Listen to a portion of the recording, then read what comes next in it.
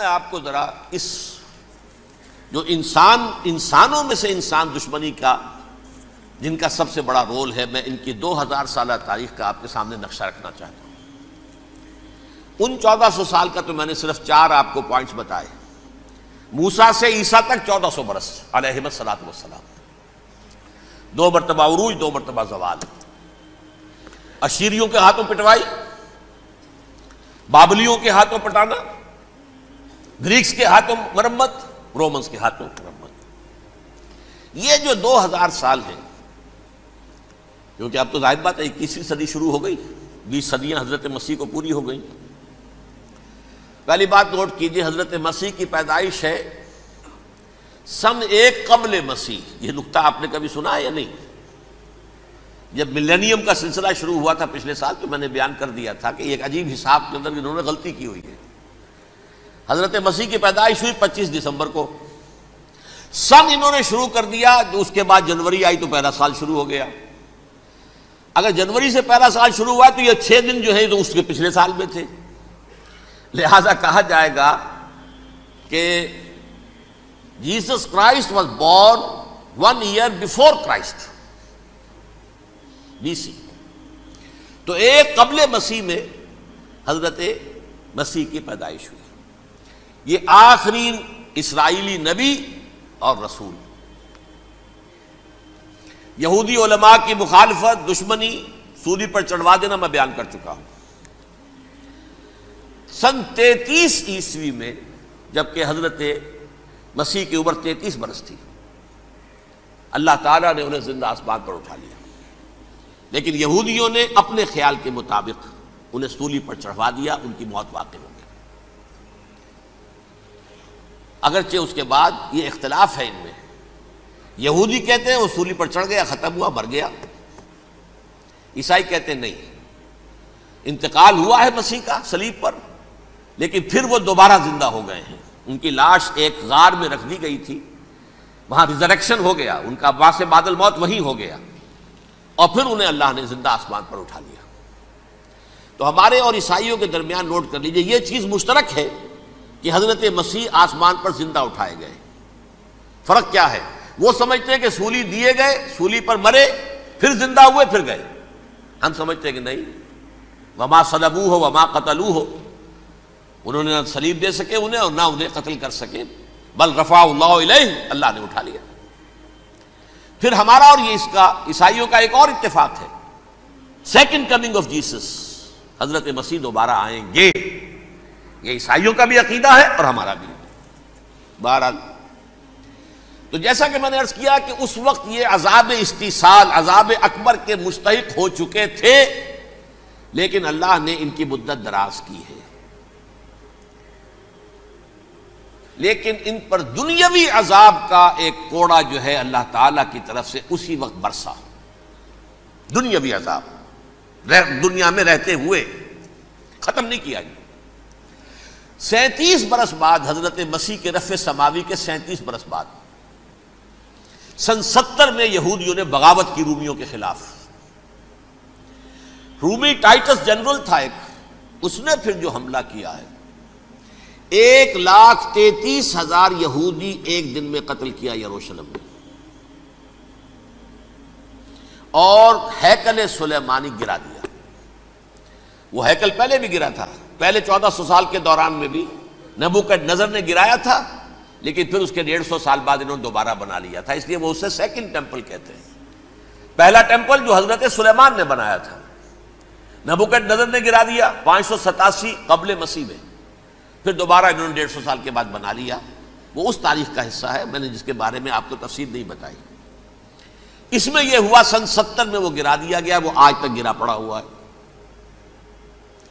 Number 2 یہ کہہ دیا گیا کہ یہودیوں اس ارض فلسطین سے نکل جاؤ، تم یہاں نہیں رہ سکتے اب۔ لہذا جس کا جہاں سینگ سمایا چلا گیا، یورپ میں چلے گئے، ایشیا میں آ گئے، عرب میں آ گئے یہ 3 قبیلے جو رات بھی میں نے عرض کیا تھا، بنو قینقاع، بنو نذیر اور بنو قریظہ، یہ وہاں سے آ کے مدینے میں آباد ہو گئے، جس کا جہاں سینگ سمایا، افریقہ میں، ہندوستان میں، جہاں چلے گئے۔ ڈایاسپورا اسے کہتے ہیں، وہ آپ نوٹ کر لیجیے اس لفظ کو، ڈایاسپورا۔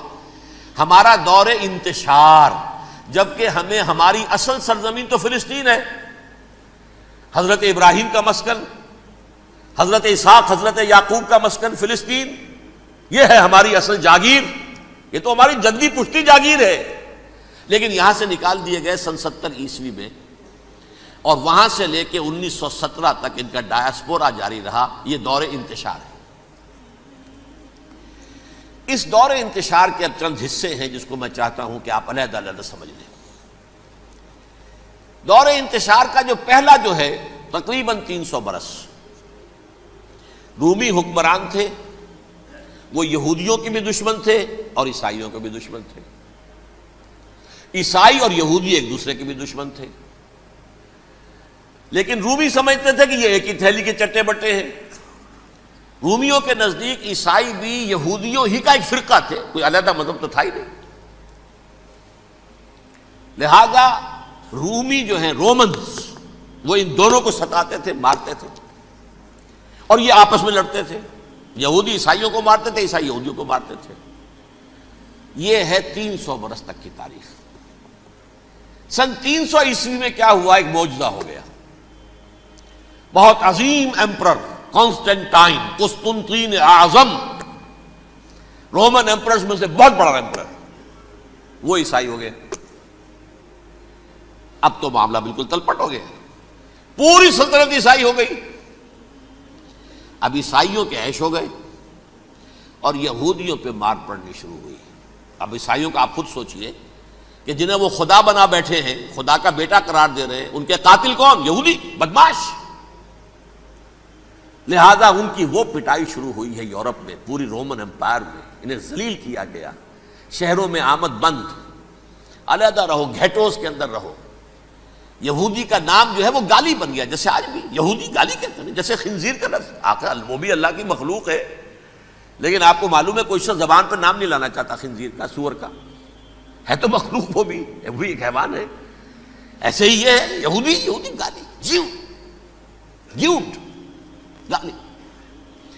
لہذا ایک طرف تو ان دونوں کے درمیان دشمنی، جس کو قرآن کہتا ہے وَأَغْرَيْنَا بَيْنَهُمُ الْعَدَاوَةَ وَالْبَغْضَاءَ، ہم نے ان کے مابین دشمنی جو ہے پیدا کر دی۔ اور جب یہ پوری سلطنت عیسائی ہو گئی تو قافیہ تنگ ہو گیا یہودیوں کا۔ اب آئیے 571 عیسوی، یعنی جبکہ ڈایاسپورا کو کتنا عرصہ ہو چکا تھا؟ 500 برس۔ سن 70 سے شروع ہوا نا ڈایاسپورا، جب ٹائٹس نے گرایا ہے ہیکل کو اور نکال باہر کیا انہیں فلسطین سے، بھاگ جاؤ یہاں ایک یہودی بھی نہیں رہے گا، فلسطین سے نکال دیے گئے۔ اس کے پورے 500 برس بعد سن 571 عیسوی میں حضور کی پیدائش ہوئی، ولادت باسعادت محمد الرسول اللہ صلی اللہ علیہ وسلم۔ 610 میں آپ پر وحی کا آغاز ہوا، لیکن حضور کے ساتھ ان کا معاملہ کیا رہا؟ اول تو جبکہ حضور ابھی مکے ہی میں تھے، یہودیوں نے ریشہ دوانیاں شروع کر دی حضور کے خلاف۔ قریش مکہ کو سکھاتے تھے، پڑھاتے تھے، ان سے یہ پوچھو، ان سے یہ پوچھو، انہیں اس طرح تنگ کرو، ان سے یہ امتحان لو، یہ آپ کے علم میں ہے۔ سورہ بنی اسرائیل میں، سورہ کہف میں وہ سوالات جو امتحانی سوالات آئے تھے، ذوالقرنین کون تھا، اصحاب کہف کون تھے، تم رسول بنے پھرتے ہو تو بتاؤ، اور یہ روح کی حقیقت کیا بتاؤ، یہ ساری ریشہ دوانیاں کر رہے تھے بیٹھے ہوئے، ابھی وہیں پر حضور ابھی پہنچے بھی نہیں۔ ہجرت فرما کر حضور تشریف لے آئے تو حضور نے، جسے ماسٹر سٹروک کہا جائے گا، یعنی اسٹیٹس مین شپ کا ماسٹر سٹروک، آپ نے مدینے میں آتے یہودیوں کے ساتھ پیکٹ کر دیا، جوائنٹ ڈیفنس پیکٹ آف مدینہ، کہ اگر مکے والے ہم پر حملہ کریں گے تو ہم مل جل کر ایک قوم کی حیثیت سے مقابلہ کریں گے۔ یہ میثاق مدینہ کہلاتا ہے، جس کے بہت غلط معنی پہنائے جا رہے ہیں آج کل۔ بہرحال میں موضوع میرا چونکہ یہ نہیں، میں ادھر نہیں جاؤں گا، لیکن ہوا کیا؟ ہر مرتبہ یہ خیانت کے مرتکب ہوئے، ان نے جو عہد کیے تھے ان سے پھرے، اندر ہی اندر سازش، ریشہ دوانی، حضور کی بدترین دشمنی۔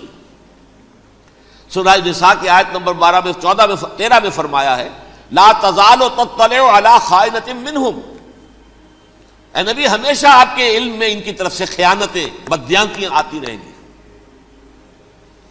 اور بار بار وہ مسلسل جنگ کی آگ بھڑکاتے تھے. قریش کو دعوت دیتے، آؤ آؤ آؤ ہم اندر سے بغاوت کر دیں گے، تم آؤ تو صحیح، ختم کریں محمد کو اور اہل ایمان کو صلی اللہ علیہ وسلم ورضی اللہ تعالی عنہم اجمعین. لیکن پھر جب وہ آتے تھے تو یہ دبک جاتے تھے، ان میں ہمت نہیں تھی، میدان کے مرد نہیں رہے تھے.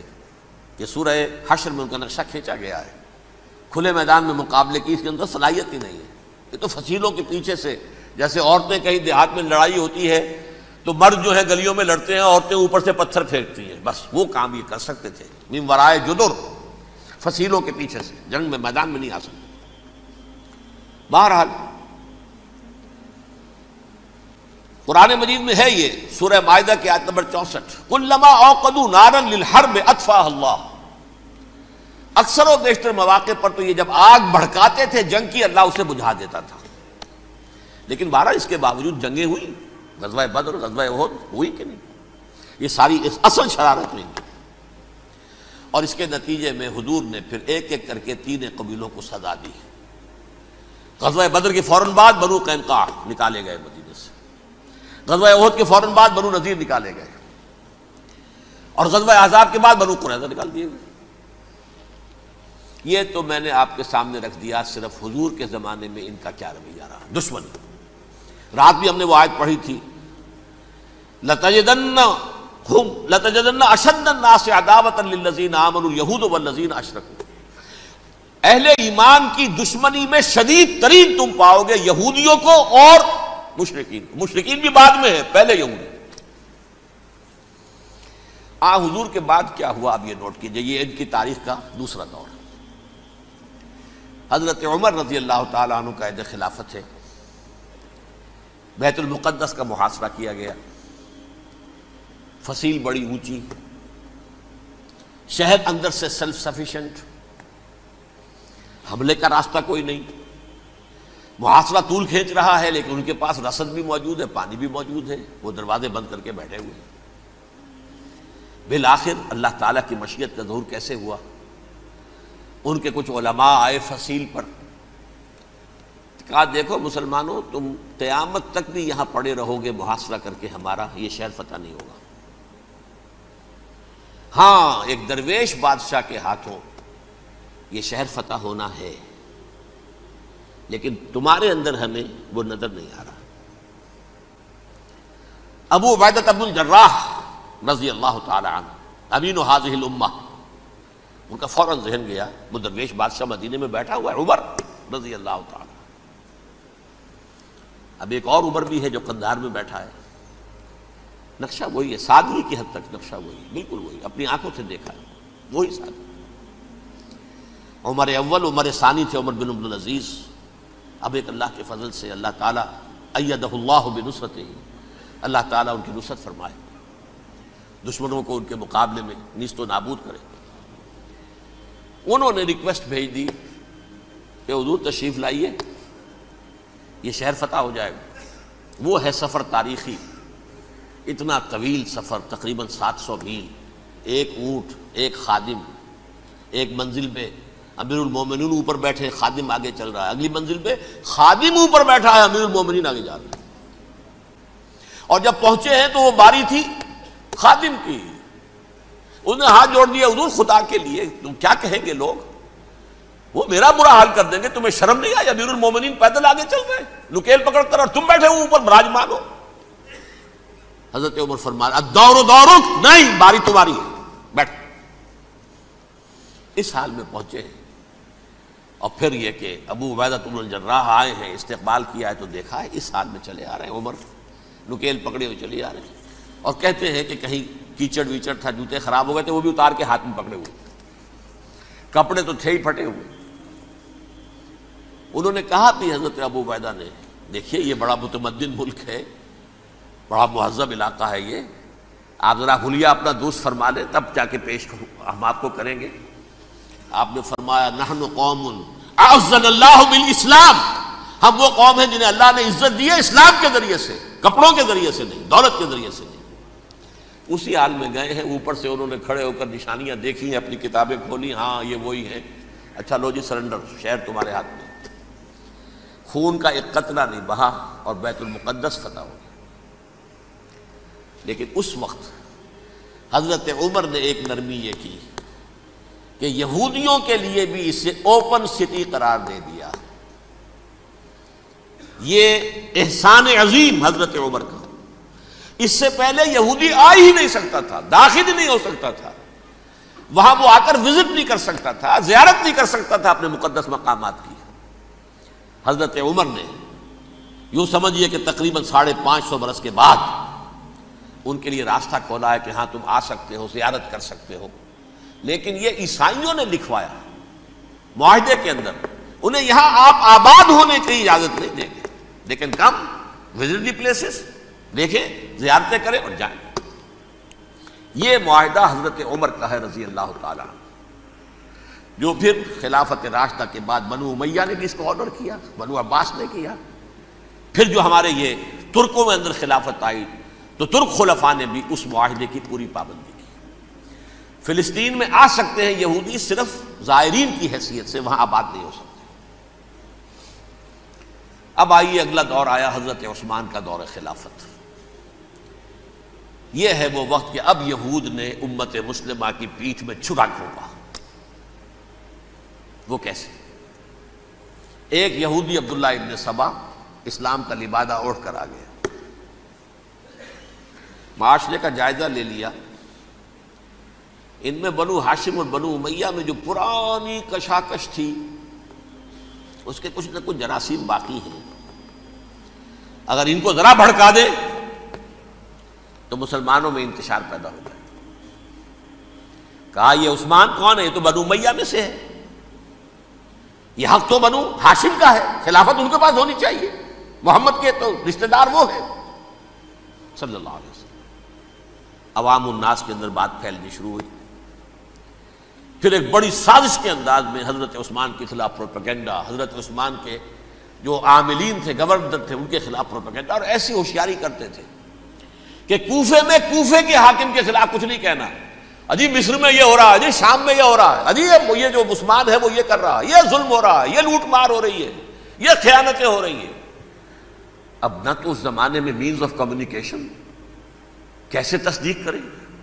افواہیں تو آپ آج کراچی کے اندر شروع ہو جائے تو پتہ نہیں چل سکتا کسی کو کہ کیا اس میں صداقت ہے کیا جھوٹ ہے، اور بری بات جو ہے فطرت انسانی کی کمزوری ہے وہ فوراً قبول کرتا ہے، کسی کے بارے میں اچھی بات ماننے کو تیار نہیں ہوتا لیکن بری بات تو فوراً تیار ہے۔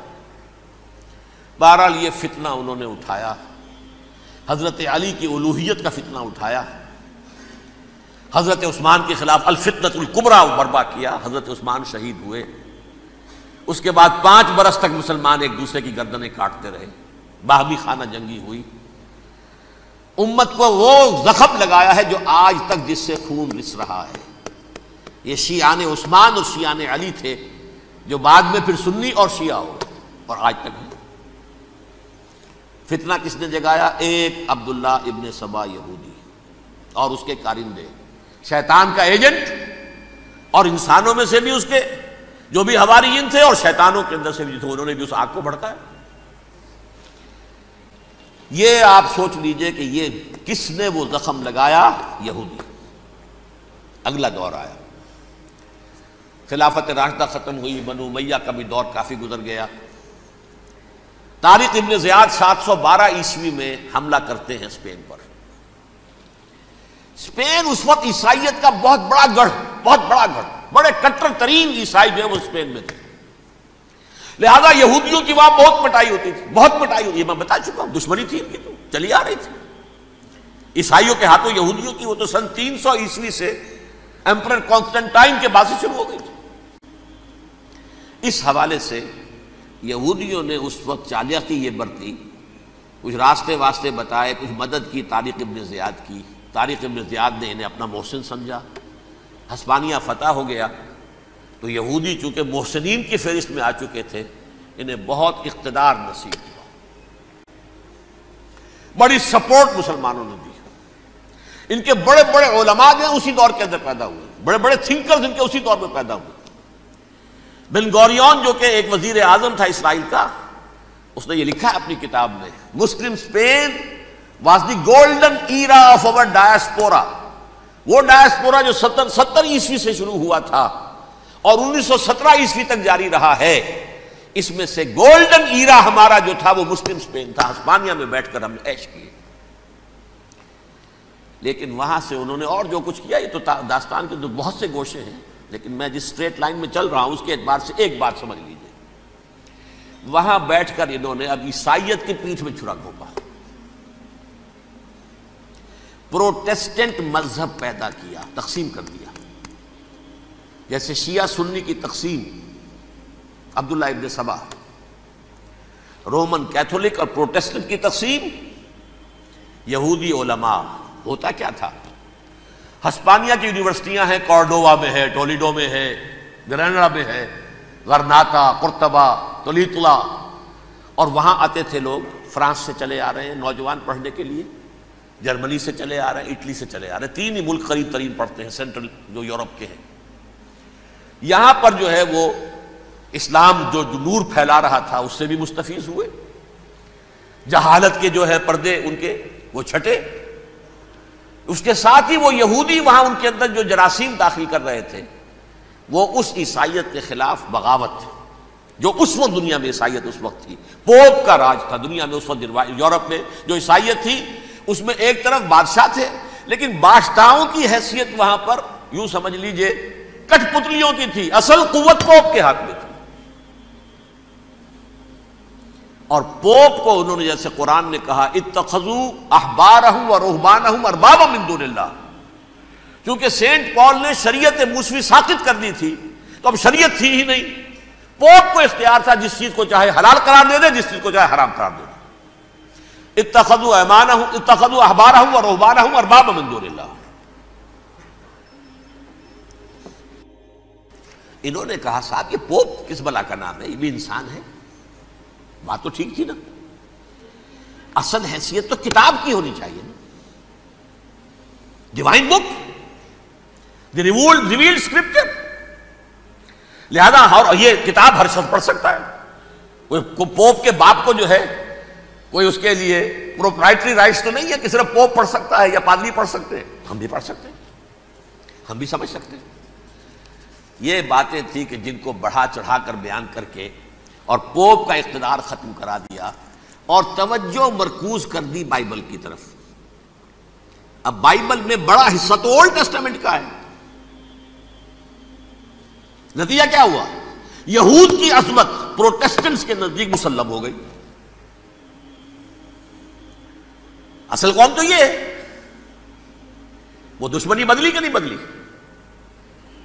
موسیٰ کے امتی یہ ہے، تورات موسیٰ کو دی گئی، ابراہیم کی نسل یہ ہے. لہذا وہ جو دشمنی تھی، جو عداوت تھی کہ ہمارے خدا کو سولی چڑھانے والے ہیں یہ بدماش، اس کا ازالہ ہوا اس پروٹیسٹنٹ مذہب کے نتیجے میں.